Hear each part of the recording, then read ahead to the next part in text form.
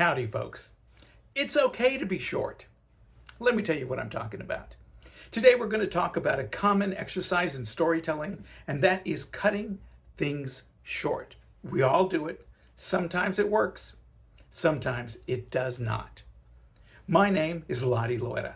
I'm a storytelling teacher and coach in Austin, Texas. I run a storytelling school called the Storytellers Studio and a couple of shows here, Testify and the Austin Story Slam. And I love storytelling. So let's talk about it. Cutting things short can work because sometimes less is more. Now, we've all done this when we're telling a story. We ramble, tossing in every little detail that we can possibly remember, or we do the exact opposite. And we make our story so vague that the audience really doesn't have an idea of what's going on. Well, why does this happen? It's what's called the curse of knowledge. We know what we know, so we assume that everyone else understands and is on the same page with us. And at other times, we think every single detail is golden and must be included in our story. We want people to experience the entire experience the way we did. But when you assume too much about your story or your audience, your story's not going to make sense, and your audience, they're not going to care. Now, there are details that it's safe not to include. For instance, physical details, especially when the audience can fill them in. For example, I was crying in my bathroom. Well, that's it. That is enough. We don't need to know the color of the tiles in the bathroom. We don't need to know which way the toilet paper is facing. We don't need to know how fluffy your towels are. Everyone can imagine a bathroom. So if your bathroom isn't specific, isn't important to the story, then the word bathroom works just perfectly. Let the audience imagine it in their own bathroom, as long as it's not going to hurt your story. That's not going to change your story at all. When do you need more details about a physical space? If the physical space is part of the story, for instance, if you have a portal to hell that's in your medicine cabinet, and it's important to the story, well, then you're going to have to give us a little bit more detail about that bathroom. That might be a detail that you're going to want to include in the story. We might need to know that you have your essential oils, your medications, your strawberry flavored water-based lube, all in the medicine cabinet, but you always have to buy extra because they're constantly falling into the portal to hell in your medicine cabinet.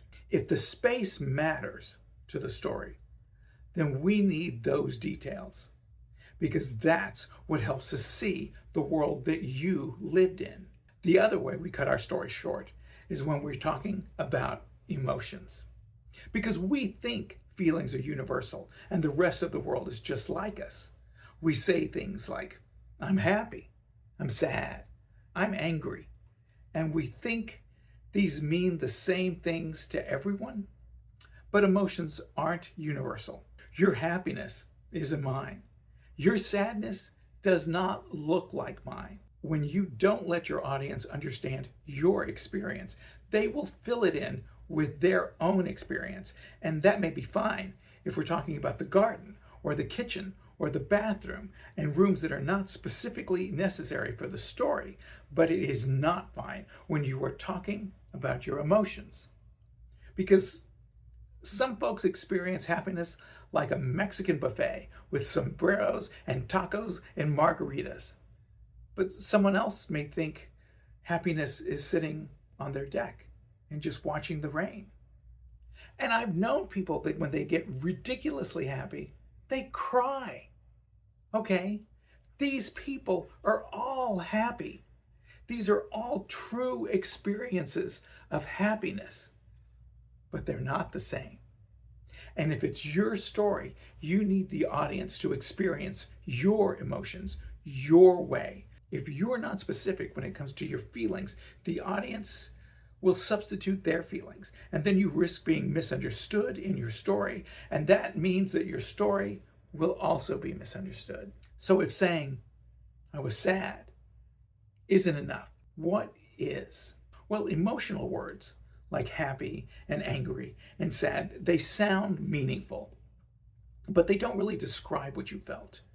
They're kind of like placeholders They feel like they mean something, but in reality, they're just kind of blank words taking up space in your story.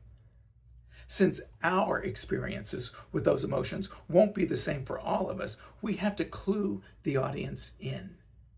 You see, it may be the same word, but the expression and the experience are completely different for every person.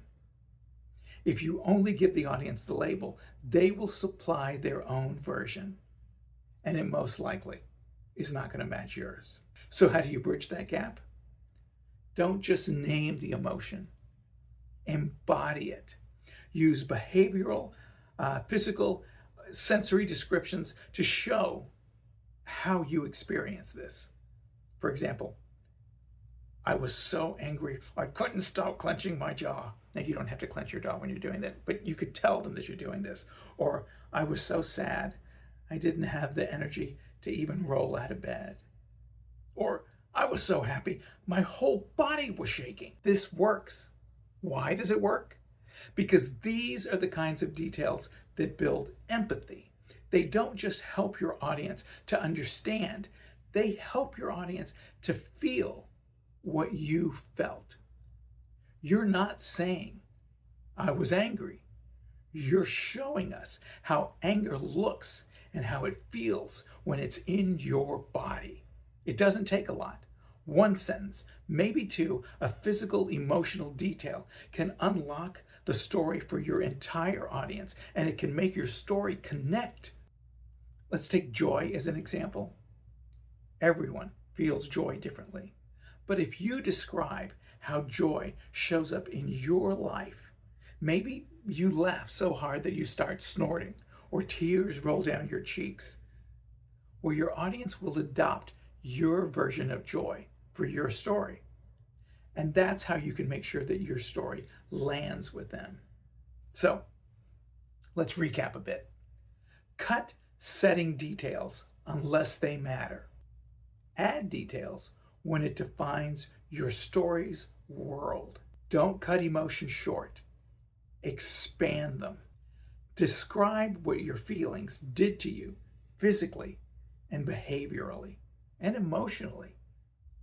You see, when your audience feels what you felt, not because you told them, but because you took the opportunity to show them, that's when your story truly connects. So folks, how was this? Did this help you? Did it go okay? Did it do anything for you for your storytelling life? Do me a favor. If you like this video, go down there and find the like button and give that thing a big old boop. And if some of what I said needs a little bit of clarification, or if you have any questions about storytelling at all, please put it in the comments. Let me know, because I love talking about storytelling. So, what's your story?